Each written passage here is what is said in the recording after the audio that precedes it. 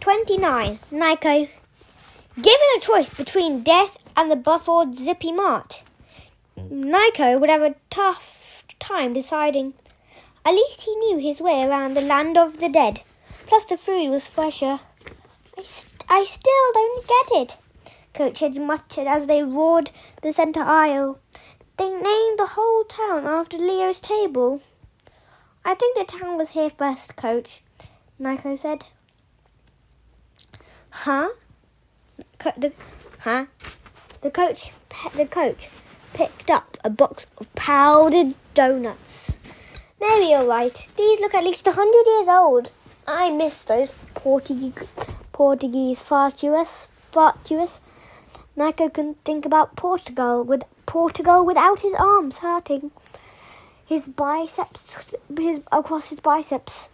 The werewolf claw marks were still swollen and red. The store clerk had asked Nico if he'd picked a fight with a bobcat. They bought a first aid kit, a pad of paper, so Coach Hedge could write more paper airplane messages to his wife, some junk food and soda since the banquet table in Rainer's pneumatic tent only provided them healthy food and fresh water, and some miscellaneous camping supplies for Coach Hedge's useless but impressive complicated monster traps. Nico had been hoping to find some fresh clothes. 2 days since they'd fled from San Juan, he was tired of walking around in his tropical Isle del Encantorico shirt, especially since Coach Hedge had a matching one.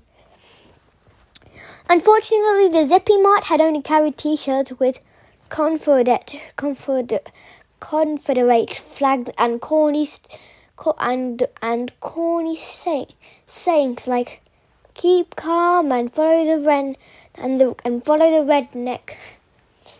Nico decided he'd stick with parrots and palm trees. They'd walked back to the campsite down a 2-lane road under the blazing sun. This part of South Carolina seemed to consist mostly of overgrown trees, punctuated by telephone poles and trees covered in cuds of vines. The town of Bufford itself was a collection of portable metal sheds, 6 or 7, which was probably also the town's population. Nico wasn't exactly a sunshine person, but for once he welcomed the warmth. It made him feel more substantial anchored to the mortal world. With every shadow jump coming back got harder and harder. Even in broad daylight, his hand passed through solid objects. His belt and sword kept failing around his ankles for no apparent reasons. Once he wasn't looking where he was going, he walked straight through a tree. Nico remembered something Jason Grace had told him. The palace of Notus. Maybe it's time you come out of the shadows. If I only could, he thought. For the first time in his life, he began to fear the dark, because he might melt into it permanently. Nico and Hedge had no trouble finding their way back to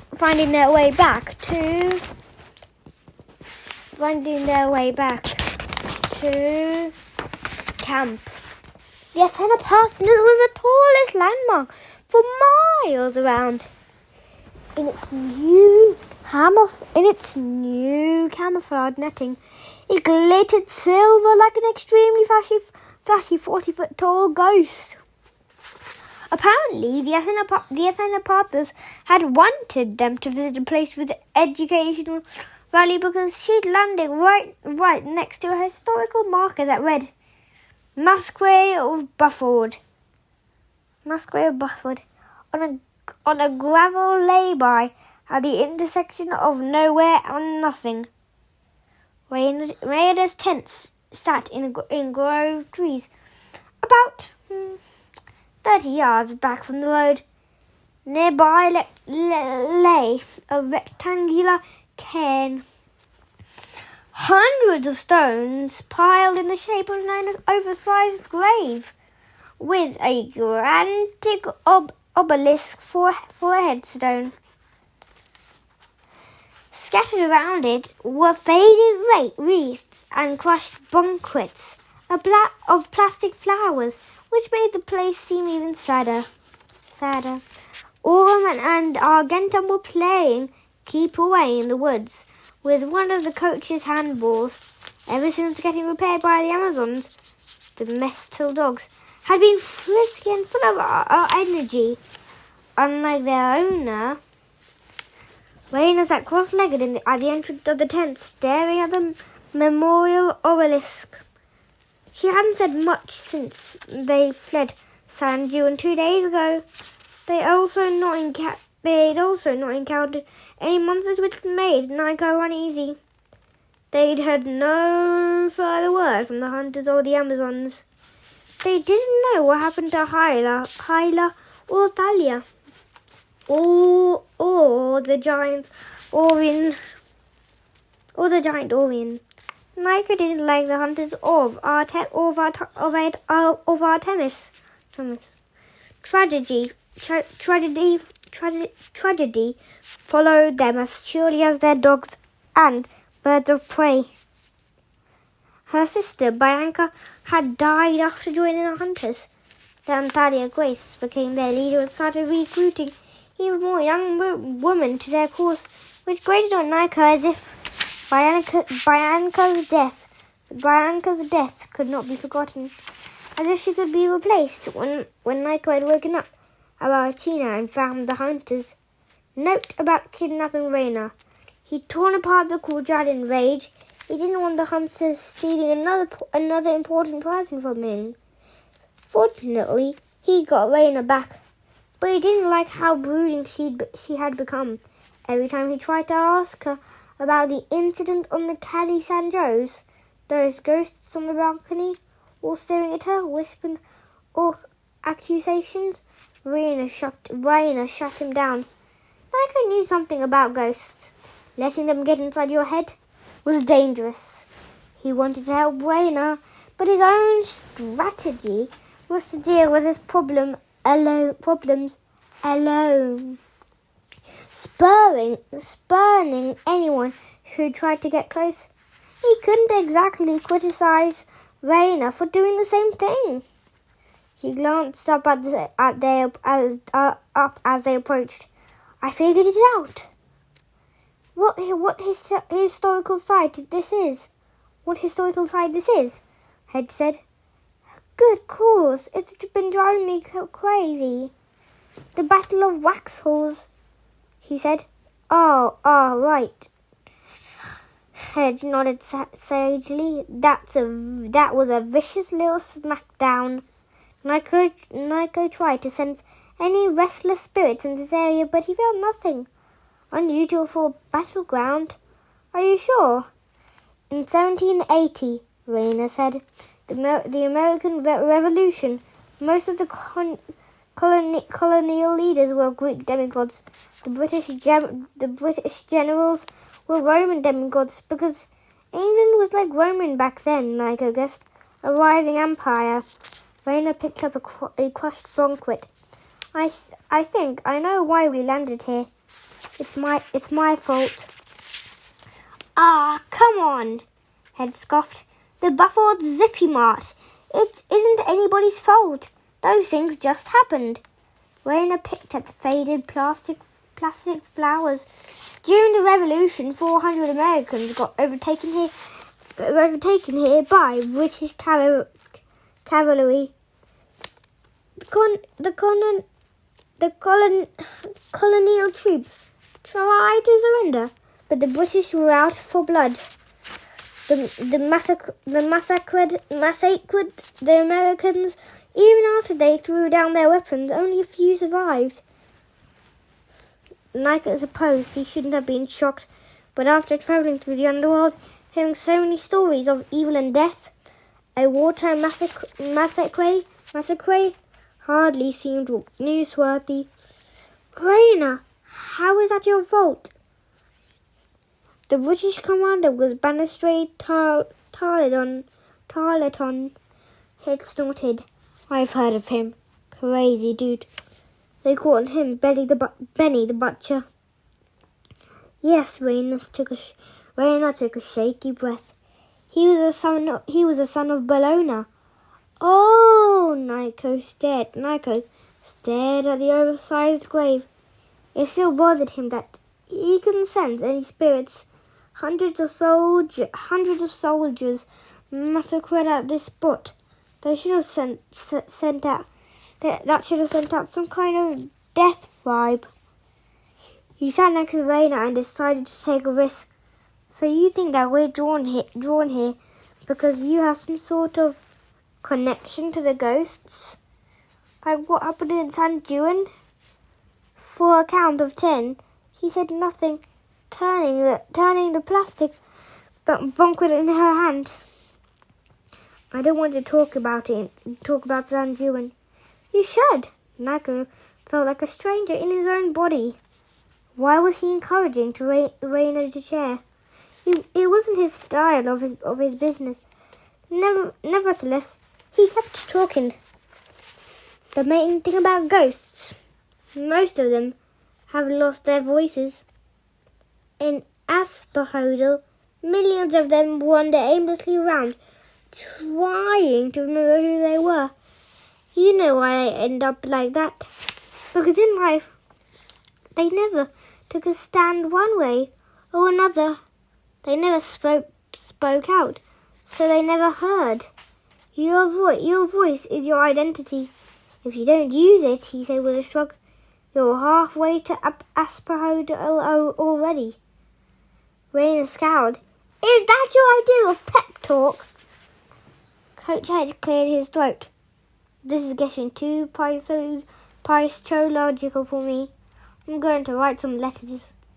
He took his notepad and headed into the woods. The last day or so, he'd been writing a lot. Apparently not just to Melly. The coach head wouldn't share details, but he hinted that he was calling in some favours to help with the quest. For all Nico knew, he was writing to Jackie Chan. Nico opened his shopping bag. He pulled out a box of Little Debbie oatmeal cream pies and offered one to Raina. She wrinkled her nose. Those look like they were stale in dinosaur times. Maybe, but I've got a big appetite these days. Any kind of food tastes good, except maybe pomegranate seeds. I'm done with those. Raina picked out a cream pie and took a bite.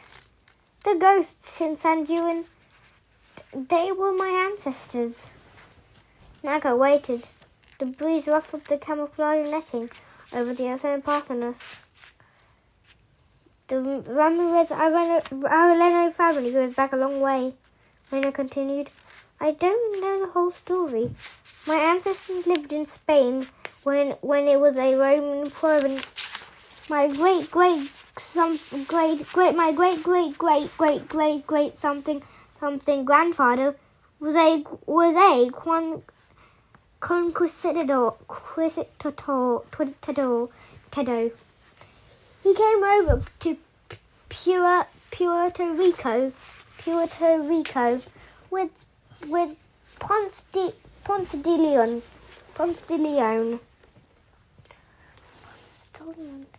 One of the ghosts on the balcony was wearing conquistador armor. Nakai recalled. That's him. So, is your whole family descended from Bologna? I thought you and Hyla were her daughters, not legacies. Too late. Nakai realized he shouldn't have brought up Hyla. A look of despair passed over Raina's face, though she managed to hide it quickly. We are her daughters, Raina said. We're the first actual children of Bellona in the Ramirez-Arellano family, and Bellona had always favoured our clan. Millennia ago, she'd agreed that we would play pivotal roles in many battles, like we're doing now, Nico said. Raina brushed crumbs from her chin. Perhaps some of my ancestors have been heroes. Some have been villains. You saw the ghost with a gunshot wound in his chest. Nico nodded.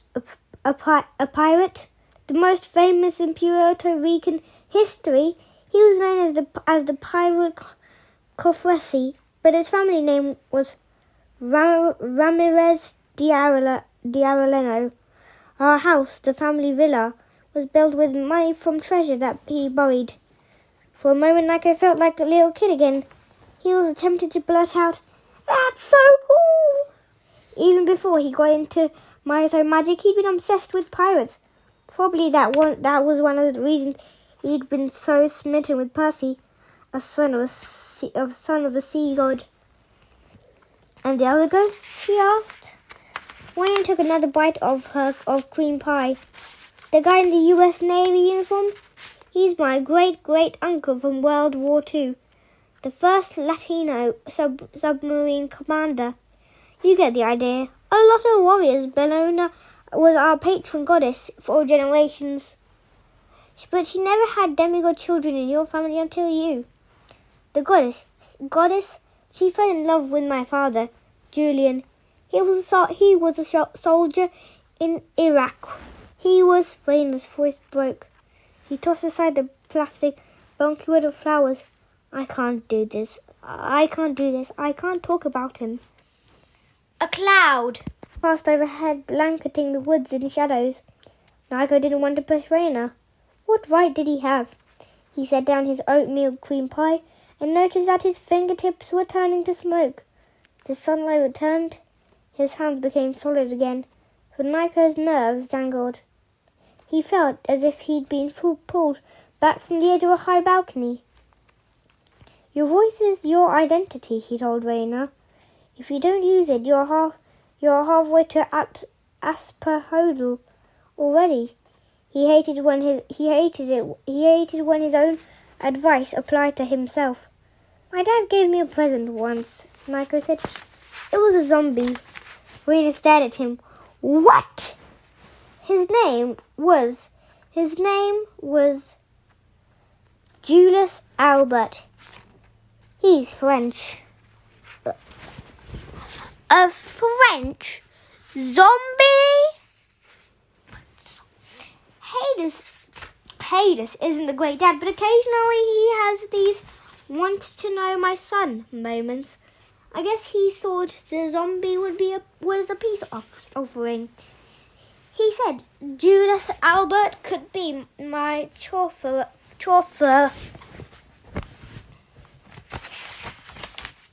The corner of Raina's mouth twitched. A French zombie chauffeur. Nico realized how ridiculous it sounded.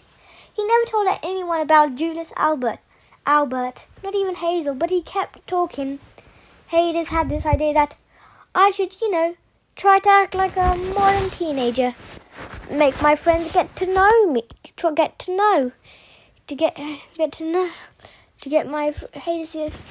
to act like one. Make friends. Get to know the 21st century. He vaguely understood that mortal parents drive their kids around a lot. He couldn't do that, so his solution was a zombie. To take you to the mall, Raina said, or drive you through at In-N-Out Burger, I suppose. Nico's nerves began to settle. Because nothing helps you make friends faster than a rotting corpse with a French accent. Raina laughed. I'm sorry, I shouldn't make fun. It's okay. I don't like talking about my dad either. But sometimes, he said, looking her in the eyes, you have to. Raina's expression turned serious. I never knew my father in his better days. Hyla said he used to be gentler when he was very small, before I was born. He was a good soldier, but fearless, disciplined, cool under fire. He was handsome. He could be very charming. Bellona blessed him, as she had with so many of my ancestors. But that wasn't enough for my dad. He wanted her for his wife. Over in the woods, Coach Hedge muttered to himself as he wrote. 3 paper aeroplanes were already spiraling upward in the breeze, heading to God's new air. My father dedicated himself completely to Bellona. Raina continued, It's one thing to respect the power of war. It's another thing to fall in love with it. I don't know how he did it, but he managed to win Bellona's heart. My sister was born just before he went to Iraq for his last tour of duty. He was honorably discharged, came home a hero. If he'd been able to adjust to civilian life, everything might have been all right. But he couldn't. Nico guessed. Raina shook her head. Shortly after he got back, he had one last encounter with the goddess. That's some reason I was born. Bellona gave him a glimpse of the future. She explained why her family was so important to her. She said the legacy of Rome would never fail as long as one of our bloodline remained, fighting to defend our homeland. Those words, I think she meant them to be reassuring. But my father became fixated on them. War can be hard to get over, Nico said, remembering Pietro, or one of his neighbours from his childhood in Italy. Pietro had come back from Mussolini's African campaign in one piece, but after shelling Ethiopian civilians with mustard gas, his mind was never the same. Despite the heat, Raina drew her cloak around her. Part of the problem was post-traumatic stress. He couldn't stop thinking about the war. And then there was a constant pain. A roadside bomb had left shrapnel in his shoulder, and it was more than that. Over the years as I was growing up, he changed. He changed. Nico didn't respond. He'd never had anyone to talk to him this openly before, except maybe for Hazel.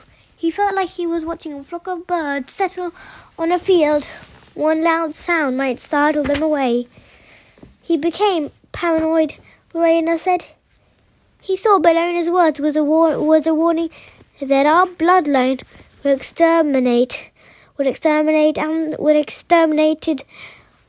our bloodline would be exterminated and the legacy of Rome would fail. He saw enemies everywhere. He collected weapons. He turned our house into a fortress. At night he would lock Hyla and me in our rooms. If we sneaked out, he would yell at us and throw furniture, and well, he terrified us. At times he even thought we were the enemies. He became convinced we were spying on him, trying to undermine him. Then the ghosts started appearing. I guess they'd always been there, but they picked up on my father's agitation and became to manifest. They whispered to him, feeling him suspicious. Finally, one day, I can't tell you for sure when, I realized he had ceased to be my father. He had become one of the ghosts. A cold tide rose in Nico's chest. A mania, he speculated. I've seen it before. A human withers away until he's not a human anymore. Only his worst qualities remain. His insanity. It was clear from Raina's expression that his explanation wasn't helping. Whatever he was, Raina said, he became impossible to live with. Hyla and I escaped the house as often as we could, but eventually we'd come back and face his rage. We didn't know what else to do. He was our only family. The last time we returned, he was so angry. He was literally glowing. He couldn't physically touch things anymore, but he could move them, like a poltergeist, I guess. He tore up the floor tiles. He ripped open the sofa. Finally, he tossed a chair, and it hit Hyla. She collapsed. She was only knocked unconscious, but I thought she was dead. She'd spent so many years protecting me, I just lost it. I grabbed the nearest weapon I could. I could find a family heirloom, the pirate Confessor saber. I didn't know it was imperial gold. I ran at my father's spirit. You vaporized it? Him? Nico guessed. Raina's eyes brimmed with tears. I killed my own father. No, Rena, no. That wasn't him. That was a ghost. Even worse, a mania. You were protecting your sister. She twisted the silver ring on her ring. You don't understand. Patricide is the worst crime a Roman can commit. It's unforgivable. You didn't kill your father. The man was already dead. Nico insisted. You dispelled a ghost. It doesn't matter, Raina sobbed. If word of this got out at Camp Jupiter, you'd be executed, said a new voice. At the edge of the woods stood a Roman legionnaire in full armour, holding a pillar of mop of brown hair hung in his eyes. His nose had obviously been broken at least once, which made his smile look even more sinister. Thank you for a confession, former praetor. You've made my job much easier. Chapter 30. Nico. Coach Head chose that moment to burst into the clearing, waving a paper airplane and yelling, Good news, everyone! He froze when he saw a Roman. Oh, never mind. He quickly crumbled the airplane and ate it. Raina and Nico got to their feet. Aurum and Argentum scampered to Raina's side and growled at the intruder. How this guy had got so close with none of them noticing. Nico didn't understand. Bryce Lawrence, Raina said. Octavian's newest attack dog. The Roman inclined his head. His eyes were green, but not sea green like Percy's. More like pond scum green. The ogre has many attack dogs, Bryce said. I'm just the lucky one who found you. Your gracious friend is here. Friend here? He pointed his chin at Nico. He was easy to track. He stinks of the underworld. Nico unsheathed his sword. You know the underworld? Would you like me to arrange a visit? Bryce laughed. His front teeth were two different shades of yellow. Do you think you can frighten me? I am a descendant of Orcus, the god of broken vows and eternal punishment. I've heard the screams in the field of punishments firsthand. They're music to my ears. Soon I'll be adding one more damned soul to the chorus. He grinned at Raina. Patricide, eh? Octavian will love this news. You are under arrest for multiple violations of Roman law. You being here is against Roman law, Raina said. Romans don't quest alone. A mission has to be led by someone of centurion rank or higher. You're in probrato. Even giving you that rank was a mistake. You have no right to arrest me. Bryce shrugged. In times of war, some rules have to be flexible.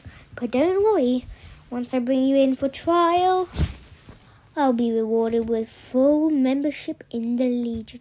I imagine I'll be promoted to Centurion too. Doubtless. There will be vacancies after the coming battle.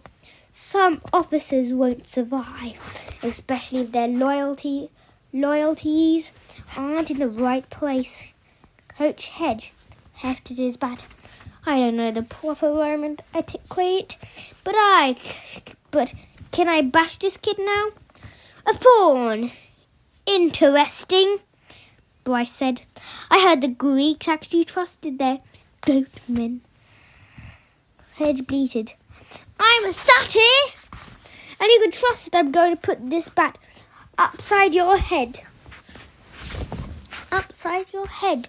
Upside your head. Upside your head, you little punk. The coach advanced, but as soon as his foot touched the cairn, the stones rumbled like they were coming to the boil out of the grave site. Out of the grave site, skeletal warriors erupted, spartoring the tattered remains of British redcoat uniforms. Coach Hedge scrambled away, but the first two skeletons grabbed his arms and lifted him off the ground. The coach dropped his bat and kicked his hooves. Let me go, you stupid boneheads, he bellowed. Nico watched, paralysed as the grave spewed forth more dead British soldiers. 5, 10, 20, 5, 10, 5, 10, 20, 5, 10, 20, 30, 40, 50, 60, 70, 80, 90, 100. They're multiplying so quickly that Raina and her metal dogs were surrounded before Nico could even thought to raise his sword. How could he have not sent so many dead so close at hand? I forgot to mention, but I said, I'm actually not alone on this quest. As you can see, I have backup. These redcoats promised quarter to the colonials. Then they butchered them. Personally, I like good massacre, but because they broke their oaths, their spirits were damned. And they are perpetually under the power of Orcus, which means they were also under my control. He pointed to Raina. Seize the girl. The Sparto surged forward. The Sparto surged forward.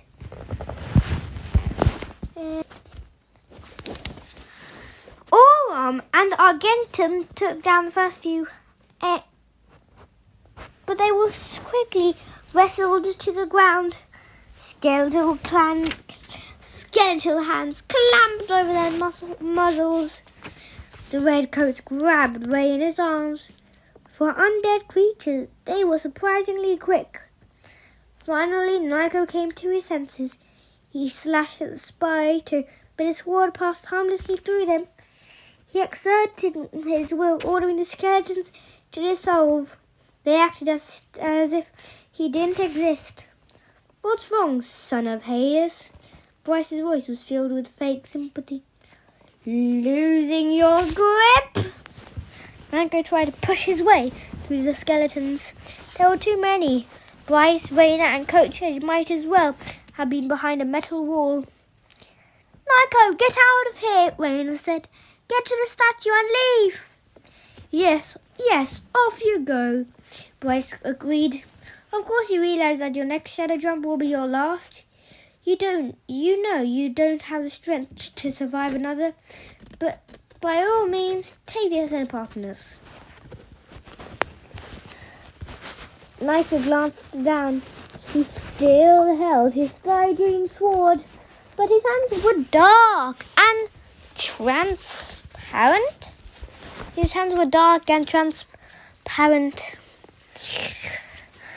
Transparent, like smoky glass.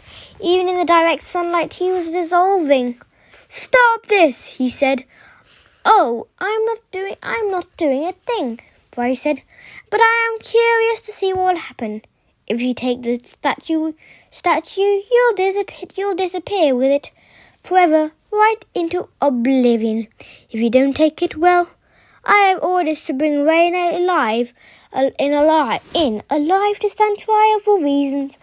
I have no orders to bring you in alive or the fawn. Satin! The coach yelled. He kicked a skeleton in its bony crouch, which seemed to hurt Hedge more than the red coat. Ow, stupid British dead guys. Bryce lowered his javelin and poked the coach in the belly. I wonder what this one's pain tolerance would be. I've experimented on all kinds of animals. I've even killed my own centurion once, but I've never tried a fawn. Excuse me, a satyr? Excuse me, a satyr? You reincarnate, you reincarnate, don't you? How much pain can you take before you turn into a patch of daisies? Nico's anger turned as cold and dark as his blade. He'd been morphed into a few plants himself, and he didn't appreciate it. He hated people like Bryce Lawrence who inflicted pain just for fun. Leave him alone, Nico warned. Bryce raised an eyebrow. Or what? By all means, try something underworldy, Nico. I love to see it. I have a feeling anything major will make you fade out permanently. Go ahead. Raina struggled. Bryce, forget about them. If you want me as a prisoner, fine. I'll go willing and face Octavian's stupid trial.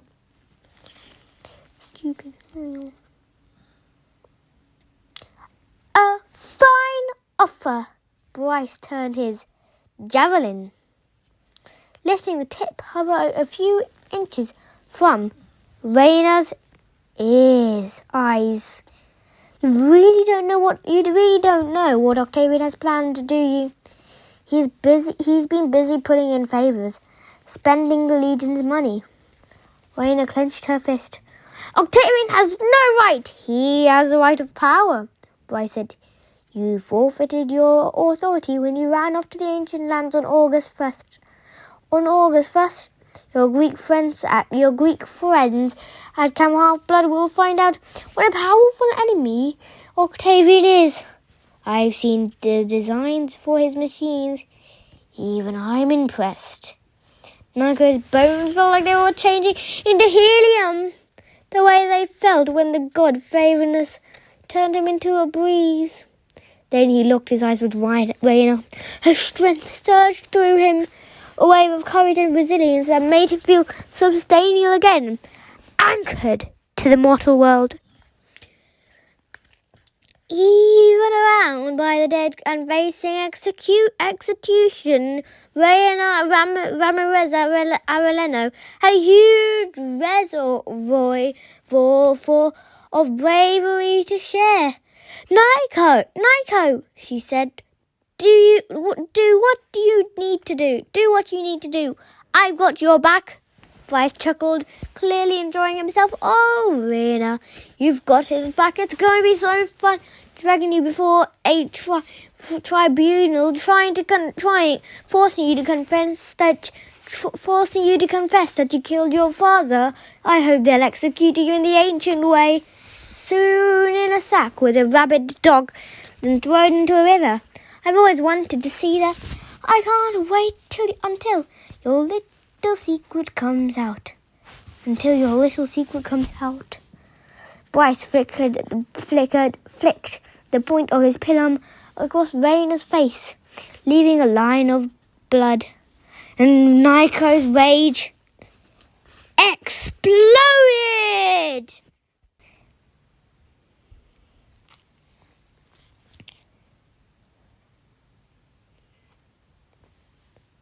Chapter 31.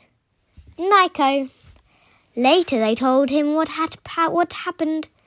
All he remembered was the screaming Wait, chapter 31. Nico. Later, they told him what happened. Chapter 31. Nico. Later, they told him what had happened. All he remembered was the screaming. According to Raina, the air around him dropped to freezing. The ground blackened in one horrible cry. He unleashed a flood of pain and anger on everyone in the clearing. Raina and Coach experienced his journey to the towers. He is captured by the giant, his days wasting away inside the bronze jar. Nico felt anguish from his days on the Argo too, and his encounter with Cupid in the ruins of Salona. Then he heard his unspoken challenge to Bryce Lawrence, loud and clear. You want secrets? Here. The Spartoy is not really a toy, just T-O-I. S-P-A-R-T-O-I. Spartoy disintegrated into ashes. The rocks of Cairn turned white with frost. Bryce Lawrence stumbled, clutching his head, both nostrils bleeding. Nico marched towards him. He grabbed Bryce's probator tablet and ripped it off his neck. You aren't worthy of this, Nico growled. The earth split under Bryce's feet. He sank up to his waist.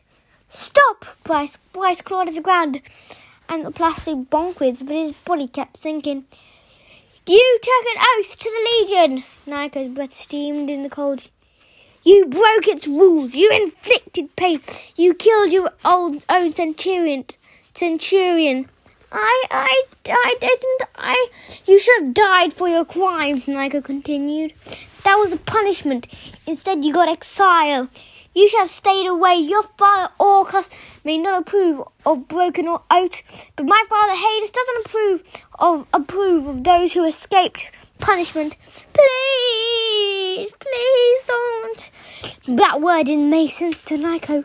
The underworld has no mercy. It only has justice. You're already dead, Nico said. You're a ghost with no tongue or no memory. You won't be sharing any secrets. No. But Bryce's body turned dark and smoky. He slipped into the earth up to his chest. No, I am Bryce Lawrence. I'm alive. Who are you? Nico asked. The next sound from Bryce's mouth was a chattering whisper. His face became indistinct. He could have been anyone, just another nameless spirit among millions. Be gone, Nico said. The spirit dissipated. The earth closed. Nico looked back and saw that his friends were safe. Raina and the coach stared at him in horror. Raina's face was bleeding. Orin and Argentum turned in circles as if the mechanical brains had short-circuited. Nico collapsed. His dreams made no sense, which was almost a relief. A flock of ravens circled in the dark sky. Then the ravens turned into horses galloping through the surf. He saw his sister Bianca sitting in the dining pavilion like I'm halfway with the hunters of Artemis. She smiled and laughed with her new group of friends. Then Bianca changed into Hazel, who kissed Nico on the cheek and said, I won't be an exception. He saw the harpy Ella with her shaggy red hair and red feathers, her eyes like dark coffee. She perched on the couch of the big house living room. Propped next to her was the magical stuffed leopard head Seymour. Ella rocked back and forth, feeding leopard cheetahs. Cheese is not good for harpies. Cheese is not good for harpies, she muttered. Then she scrunched up her face and chanted one of the memorized lines of prophecies. The fall of the sun, the final verse. She fed Seymour more cheetahs. Cheese is good for leopard heads. Seymour roared in agreement. Ella changed into a dark head, extremely pregnant cloud nymph, writhing in pain on a camp bunk bed. Clarisse LaRue sat next to her, wiping the nymph's head with a cool cloth. "Melly, you'll be fine," Clarisse said, though she sounded worried. No, nothing is fine," Melly wailed. "Gale is rising." The scene shifted. Nico stood with Hades in Berkeley Hills on the day that Hades had first led him to Camp Jupiter. "Go to them," said the god. Introduce yourself as a child of Pluto. It is important you make this connection." "Why?" Nico asked. Hades dissolved. Nico found himself back in Tartarus, standing before Achilles, the goddess of misery. Blood streaked her cheeks. Tears streamed from her eyes, dripped on the shield of Hercules in her lap. "Child of Hades, what more could I do to you? You are perfect, so much sorrow and pain." Nico gasped. His eyes flew open. He was flat on his back, staring at the sunlight in the tree branches. "Thank the gods!" Rena leaned over him, her hand cool on his forehead. The bleeding cut on her face was completely gone. Next to her, Head scowled. Sadly, Nico had a great view right up his nostrils. "Good," said the coach. "Just for a few more applications." He held up a large square bandage coated with a sticky brown gunk, and plastered it over Leo's nose. "What is..."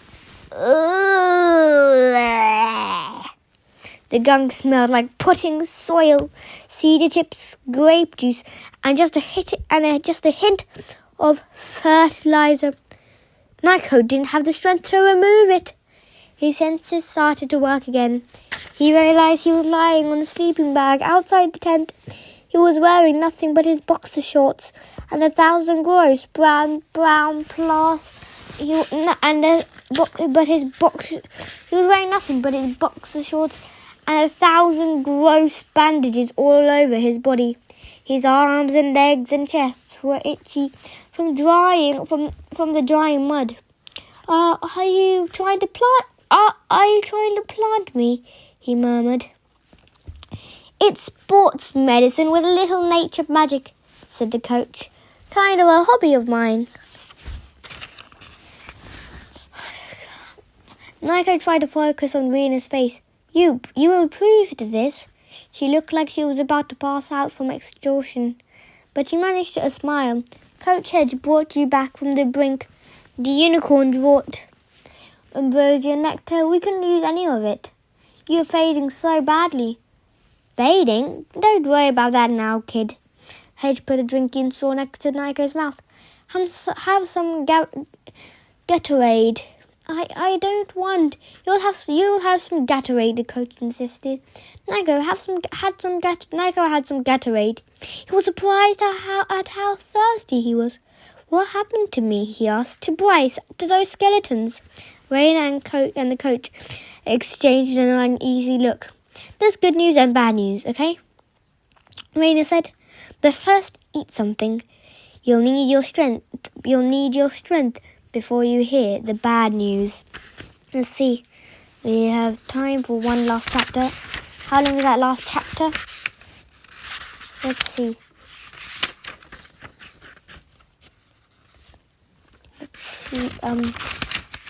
Chapter's not very long. Guess we could read that chapter then. Right. Then, that's it.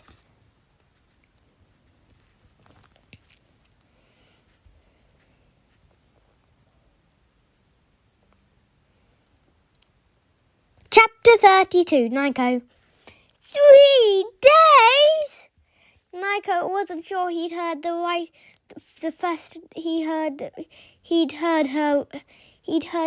the first dozen times. "We couldn't move you," Raina said. "I mean, literally. You couldn't be moved. You had almost no substance. If it weren't for Coach Hedge, no biggie. One time in the middle of a playoff game, I had to splint a quarterback's leg with nothing but tree branches and strapping tape. Despite his nonchalance, the satyr had bags under his eyes. His cheeks were sunken. He looked almost as bad as Nico felt. Nico couldn't believe he'd been unconscious for so long. He recounted his weird dreams, the mutterings of Ella, the heartbeat, the glimpse of Melly, the clouding which worried the coach. But Nico felt as if those visions had lasted only seconds. According to Raina, it was the afternoon. 30th of July. He'd been in a shadow coma for days.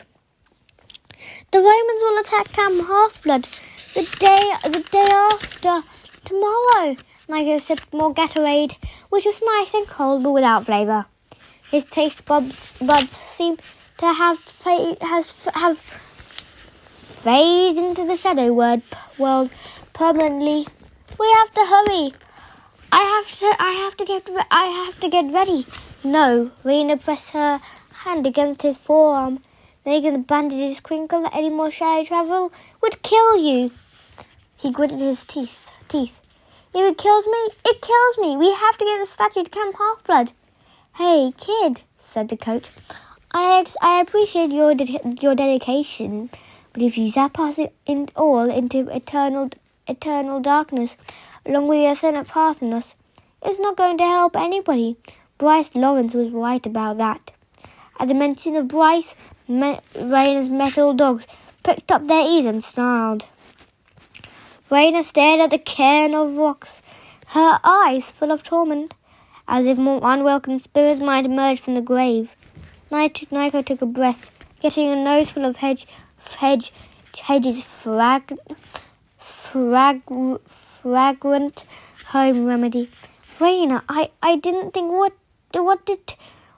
I did to Bryce. You destroyed him, Raina said. You turned him into a ghost. And yes, it reminded me of what happened to my father.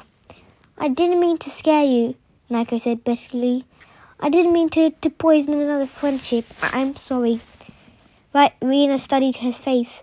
Nico, I have to admit, the first day you were unconscious, I didn't know what to think or feel.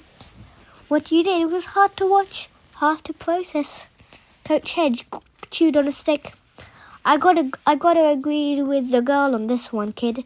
Smashing somebody's head with a baseball bat, that's one thing, but ghostifying that creep, that was some dark stuff. Nico expected to shout. Nico expected to feel angry, to shout at them for trying to judge him. That's what he normally did. But his anger wouldn't materialize. He felt plenty of rage towards Bryce Lawrence and Gay and the Giants. He wanted to find the Aura Octavian and strangle him with his chained belt. But he wasn't mad at Raina or the coach. Why did you bring me back? He asked. You knew I couldn't help you anymore. You should have found another way to keep going with the statue. But you wasted 3 days watching over me.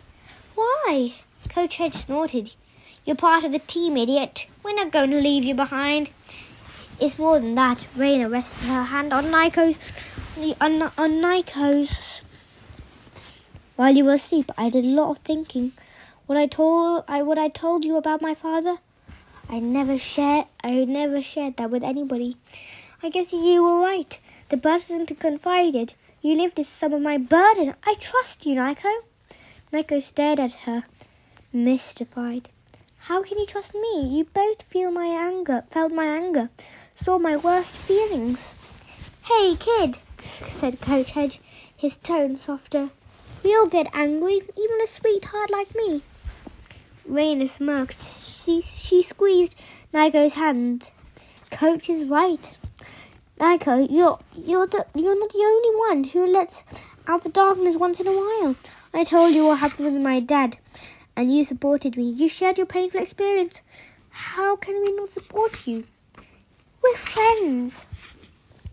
Nico wasn't sure what to say. They'd seen his deepest secrets. They knew who he was, what he was, but they didn't seem to care. No, they cared more. They weren't judging him. They were concerned. None of it made sense to him. But Bryce, Nico can continue. You did what had to be done. I see that now, Raina said. Just promise me no more turning people into ghosts if we can avoid it. Yeah, Coach Head said, unless you let me wail on them first. Besides, it's not all bad news. Raina said, we've seen no sign of the Romans, so it appears Bryce didn't notify anyone else where he was. Oh, so no sign of Orions. Hopefully that means he was taken down by the hunters. And Hyla, Nico asked. Dahlia. The lines tightened around Raina's mouth. No word, but I have to believe they're still alive. You didn't tell him the best news? The coach prompted. Raina frowned. Maybe because it's so hard to believe. Coach Hedge thinks he's found another way to transport the statue. It's all he's talked about for the past 3 days, but so far we've seen no sign. Hey, it'll happen, Coach grinned. And you remember that paper aeroplane I got right before Creepmaster Lawrence showed up? It was a message from one of Melly's contacts in the Palace of Alias. That harpy Nuggets. She and Melly go way back. Anyway, she knows a guy who knows a guy who knows a horse, who knows a goat, who knows another horse.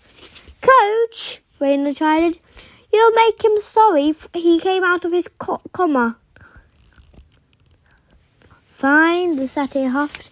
Long story short, I pulled in a lot of favours. I got word to the right wind type spirits that we needed help.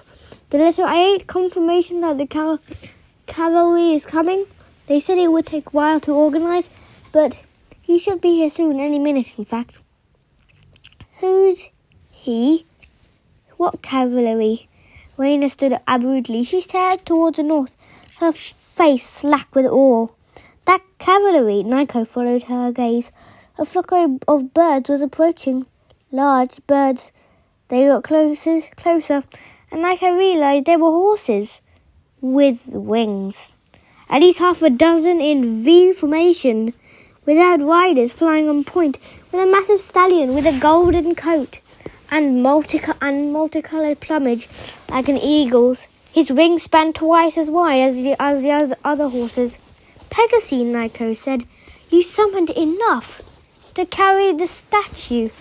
Coach Hedge laughed with delight. Not just any Percy kid. You're in for a real treat. The stallion in front. Raina shook her head in disbelief. That's the Pegasus, the immortal lord of horses. Right, everybody, that's the end of what I'll be reading you today. So, bye-bye, everyone, and thank you for listening to this.